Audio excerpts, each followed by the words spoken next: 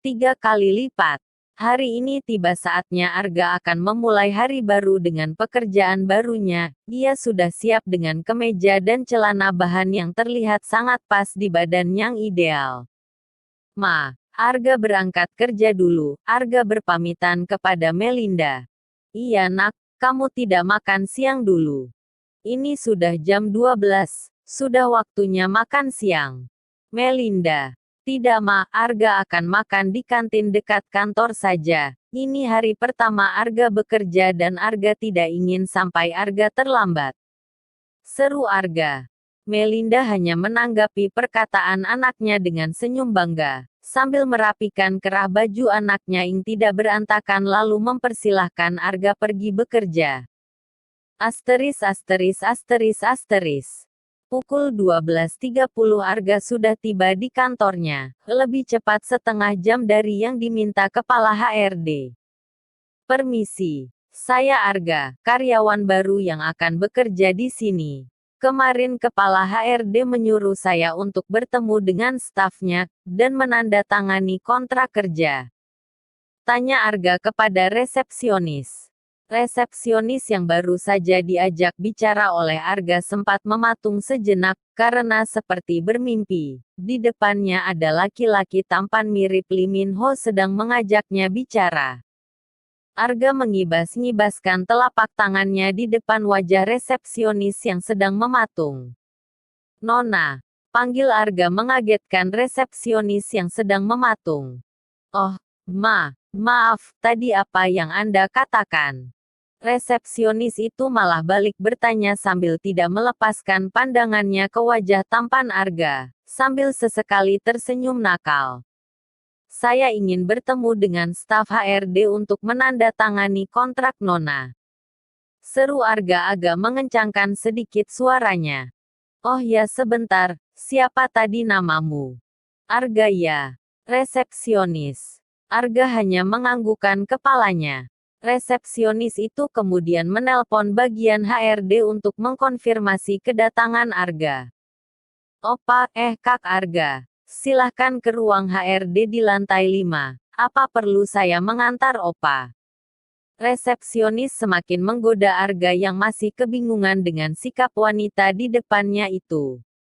Tidak perlu Nona. Saya akan naik sendiri. Terima kasih. Arga kemudian beranjak untuk meninggalkan meja resepsionis dan menuju ruangan HRD. Di meja resepsionis ada 3 gadis usia 20 tahunan yang sedang bergosip membicarakan pria tampan yang baru saja mereka lihat. Mereka kemudian bergelut dengan kehaluannya masing-masing. Wah kakak. Arga menaiki lift dan menekan tombol angka 5. Perusahaan ini lumayan besar. Apa perusahaan papa dulu lebih besar dari ini? Arga bergumam sambil membayangkan seperti apa perusahaan papanya dulu. Karena memang selama ini Arga sangat acuh terhadap urusan perusahaan papanya sehingga dia tidak mengetahui seperti apa dan di mana saja letak perusahaan papanya yang banyak itu. Lift berhenti di lantai 5 tempat tujuan Arga. Tak jauh dari lift ada pintu yang bertulis, ruangan HRD. Arga segera menuju ke ruangan itu. Tok, dot tok, dot tok. Arga mengetuk pintu. Seorang wanita cantik dan modis membuka pintu. Dia adalah Elena, wakil kepala HRD di perusahaan itu. Elena mematung sebentar karena tidak percaya apa yang dia lihat. Menurutnya sekarang dia sedang melihat pria tertampan yang pernah ada selama hidupnya. Permisi Nona. Arga mengagetkan Elena. Oh ya, maaf, ada perlu apa Anda di ruang HRD? Elena mengira bahwa pria di depannya salah satu tamu penting di perusahaan itu. Yang dia tahu dia hanya sedang ada janji dengan calon karyawan yang akan menjadi sopir di kantornya. Dan Elena sama sekali tidak mengira bahwa Arga adalah orang yang dimaksud karena melihat penampilan Arga yang sudah membuatnya terpesona dalam sekali bertemu.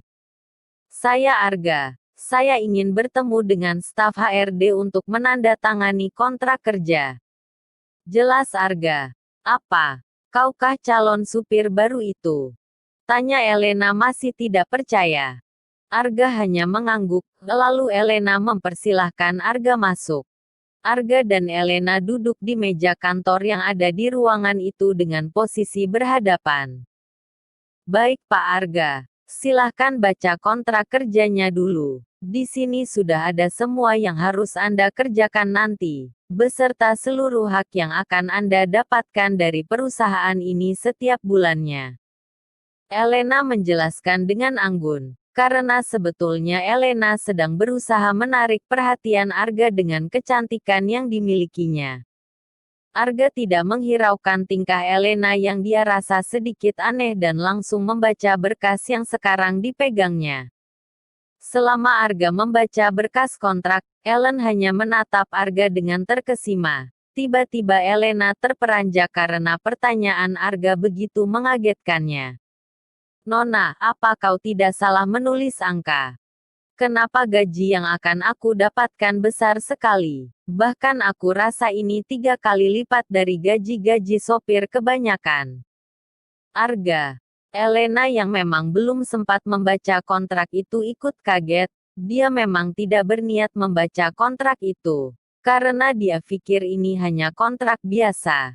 Tetapi dia juga tidak percaya kalau gaji Arga nanti sebesar ini. Bahkan melebihi gaji Elena yang bekerja sebagai wakil HRD itu.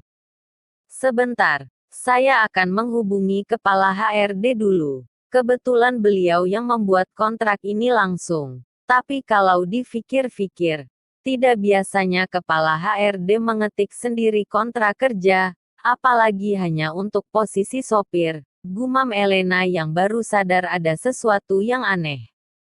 Elena lantas menghubungi kepala HRD untuk mengkonfirmasi hal tersebut, dan Elena cukup kaget ketika tahu bahwa kepala HRD meyakinkan kalau semua yang tertulis dalam kontrak adalah benar adanya. Ini semua sudah benar Pak Arga. Menurut kepala HRD, Anda akan menjadi sopir pribadi direktur utama di perusahaan ini. Jadi gaji Anda lebih besar dari gaji sopir biasa. Anda juga akan diberikan ruangan khusus yang bersebelahan dengan direktur kita, supaya ketika beliau membutuhkan Anda, tidak membutuhkan waktu lama. Penjelasan Elena sesuai instruksi dari kepala HRD. Benarkah begitu? Apa ada sopir yang diberikan ruang kerja pribadi? Cukup aneh atau memamang aku yang sama sekali tidak mengerti dunia perkantoran. Gumam Arga dalam hati. Tetapi Arga memilih untuk tidak terlalu memikirkannya. Karena yang terpenting saat ini adalah dirinya bisa bekerja dan bisa membiayai kehidupan dia bersama Mama Melinda.